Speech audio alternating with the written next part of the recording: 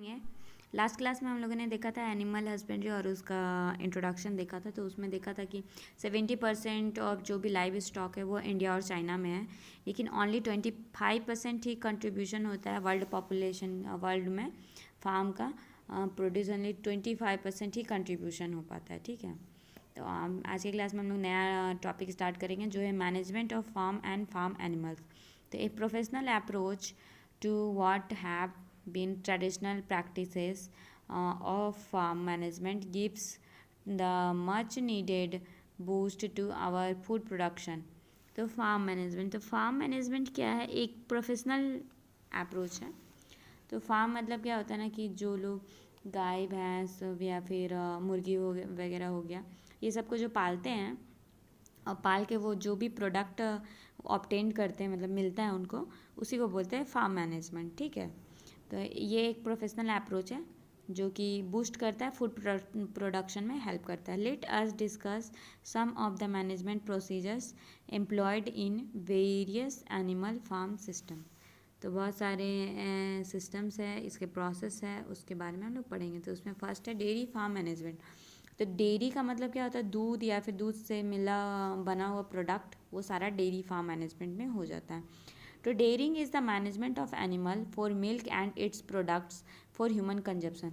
जो भी human consume करता है वो मिल्क प्रोडक्ट और मिल्क प्रोडक्ट वो सारा डेयरी मैनेजमेंट में आता है। ठीक है, कैन यू ये सब उतना इम्पॉर्टेंट नहीं है, इसमें खाली पूछ रहा है कि लिस्ट आउट करना है कि कौन कौन से एनिमल्स होते हैं डेयरी फार्म में, और फिर डेयरी फार्म में कितने तरह के प्रोडक्ट्स बनते हैं, यही सब ये दोनों क्वेश्चन में पूछा है। ठीक है, तो ये सब आप लोग जानते हो। We deal with process and systems that increase yield and improve quality of milk.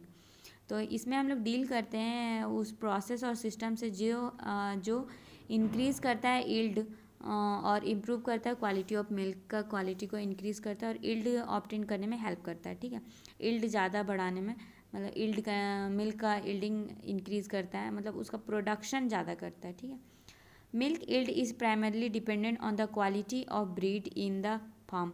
ये मिल्क यील्डिंग है, ये सबसे पहले किस पे डिपेंडेंट होता है? प्राइमरली डिपेंडेंट है तो क्वालिटी ऑफ ब्रीड, किस तरह का आप ब्रीड यूज़ करें, कैसा एनिमल है वो, एंड जिस एनिमल के जाति को आप यूज़ कर रहे हो उसका ब्रीड कैसा है, हाइब्रिड ब्रीड है या फिर क्या है, तो उसके ऊपर डिपेंड करता है कि आपको मिल्क का प्रोडक्शन कितना होगा।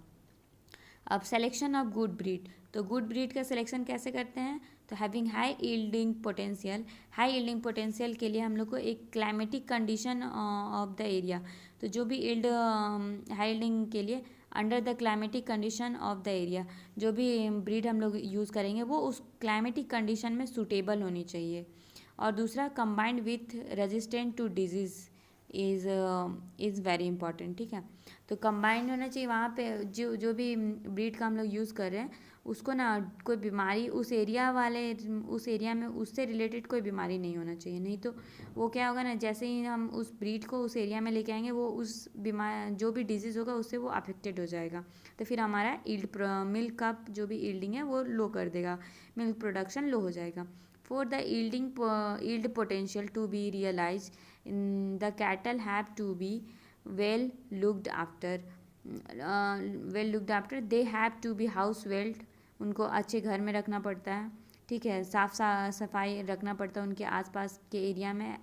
ठीक है, आसपास में ही मतलब देखिए होगा ना गाय वाला जो ये रहता है गौशाला रहता है, वहाँ पे बहुत लोग क्या करते हैं ना कि वहीं पे एक जगह पे ही सारा गोबर इकट्ठा करते हैं, काउ जो भी काउ डंग है उसको, और फिर वहीं पे छोड़ देते हैं। ठीक है, अच्छे से क्लीनिंग नहीं करते, उससे क्या होता है ना कि स्मेलिंग बहुत ज़्यादा होता है उस एरिया में, और फिर गाय या फिर जो भी उसका एनिमल है वो बीमार होने लगता है।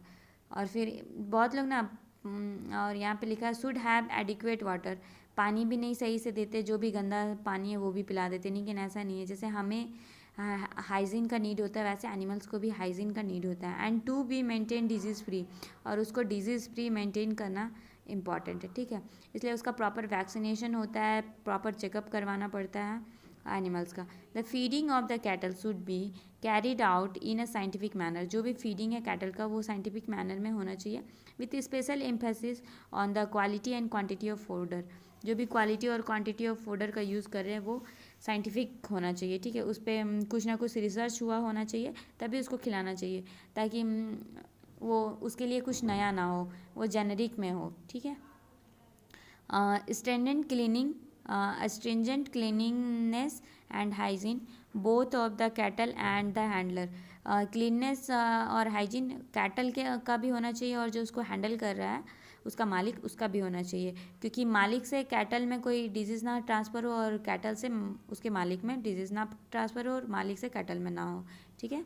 तो are paramount importance while making storage and transport of the milk and its products, ठीक है।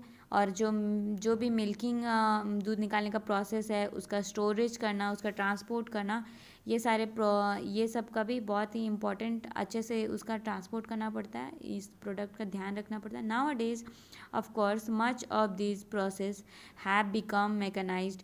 ये प्रोसेस अभी मशीन के द्वारा होता है, सारा कुछ अभी मैकेनाइज्ड है, मशीनाइज्ड है, मशीनरी सिस्टम से बेस्ड रहता है ये, विच reduces chances of direct contact to the produce with the handler से direct contact को भी reduce कर दिया है। ensuring these stringent measures would of course requires regular inspection का need होता है with proper रिकॉर्ड कीपिंग। और जब उसका इंस्पेक्शन हो रहा है तब उसको रिकॉर्ड रखना है कि हमने लास्ट बार कब इंस्पेक्शन करवाया था, कितने तारीख को इंस्पेक्शन करवाया था और उस इंस्पेक्शन का आउटकम यानी कि रिजल्ट क्या आया था। तो regular visit to veterinary doctors का मैंडेटरी होना चाहिए इसमें, ठीक है। अब यहाँ पे देखो quality of breed in farm, ठीक है। तो साहिवाल बेस्ट होता है फॉर इंडिया में, ठीक है, बेस्ट होता है इंडिया में। गिर भी है, रेड सिंधी है, ये इंडिजिनस ब्रीड है। साहिवाल, गिर, रेड सिंधी ये सारे इंडिजिनस ब्रीड है, यानी कि इंडियन के हैं, ठीक है। और जो भी है दूसरे तरफ है हॉलिस्टीन, फ्रीजियन, ये बेस्ट इन वर्ल्ड में पूरा बेस्ट है, हॉलिस्टीन और फ्रीजियन, ठीक है। और जर्सी, ब्राउन और स्विस ये एग्जॉटिक ब्रीड है, ये बाहर के ब्रीड्स हैं जो कि इंडिया में लाया गया था ताकि मिल्क का प्रोडक्शन है वो ज़्यादा कर सके। जो जर्सी गाय होती है ना वो एग्जैक्ट ऐसे दिखती है, देखो यही है जर्सी, एकदम मरियल सा दिखती है। ये रेसेसिव वाला कैरेक्टर वाला है, ये डोमिनेंट वाली नहीं है, इसीलिए ऐसे दिख रही है, एकदम मरियल सी दिखती है लेकिन होती नहीं है मरियल सी, ठीक है। तो थैंक यू, यहाँ पे हमारा डेयरी फार्म मैनेजमेंट कंप्लीट हुआ। अब नेक्स्ट क्लास में हम लोग पोल्ट्री फार्म मैनेजमेंट पढ़ेंगे।